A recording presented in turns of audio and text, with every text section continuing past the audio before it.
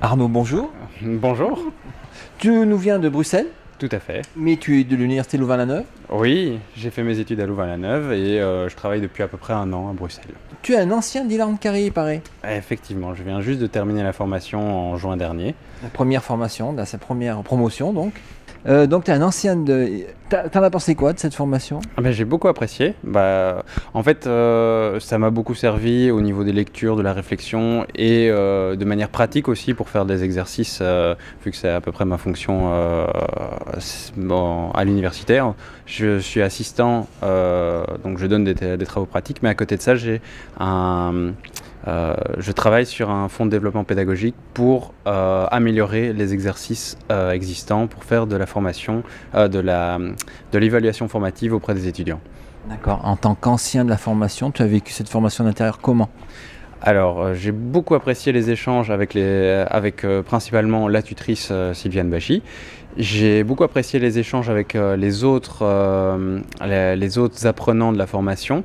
Je trouvais un peu dommage qu'on n'ait pas d'échange avec Lyon et Louvain. D'accord.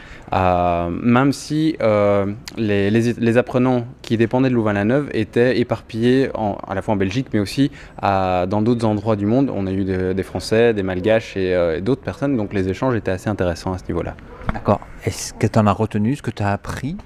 Alors, de la formation ou des échanges? Des deux.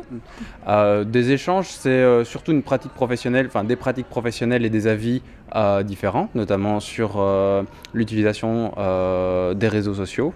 Il y avait des grosses différences et on remarquait fort la différence entre générations. En général, j'ai retenu que certains apprenants avaient des opinions très tranchées sur les réseaux sociaux et donc n'étaient pas particulièrement friands de l'utilisation des réseaux sociaux avec leurs élèves. Et personnellement, j'ai un avis un petit peu plus modéré là-dessus et je pense que ça peut être vecteur d'assez bien de nouveautés. Et puis pour le reste, les lectures, ça a beaucoup fait avancer ma réflexion. C'est axé autour d'un projet quand même, quand on rentre dans ce programme de formation. Et c'est quoi ton projet? Alors, mon projet dans la formation, c'était de développer un exemple de cours en e-learning pour l'enseignement des travaux pratiques d'histologie. Donc c'est assez centré sur le projet en lui-même, donc ça peut être assez technique, ça peut être assez pointu. Et dans mon cas, en fait, vu que j'enseigne les travaux pratiques d'histologie, c'était vraiment la continuité de mon enseignement avec les étudiants et du projet pédagogique qui est la modernisation des exercices qui existent déjà. Et l'apport de podcasts, l'apport de nouveautés.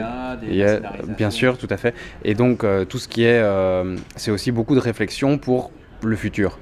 Donc là, j'ai beaucoup réfléchi au niveau de l'e-learning, ce qui était possible de faire avec le passage de la médecine de 7 à 6 ans.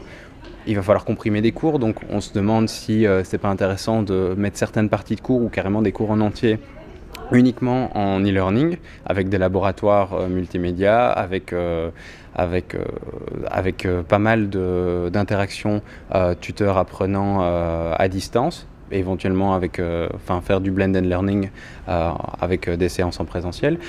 Et avec tous les problèmes techniques que ça apporte. Donc ça, on est toujours en train de chercher la solution qui permettra de faire le mieux qu'on peut, mais tout en n'étant pas parfait. Donc, D'accord, mais je vois que aussi tu as une session qui t'attend. Oui, tu pars au QCM là. Oui, s'il reste encore de la place.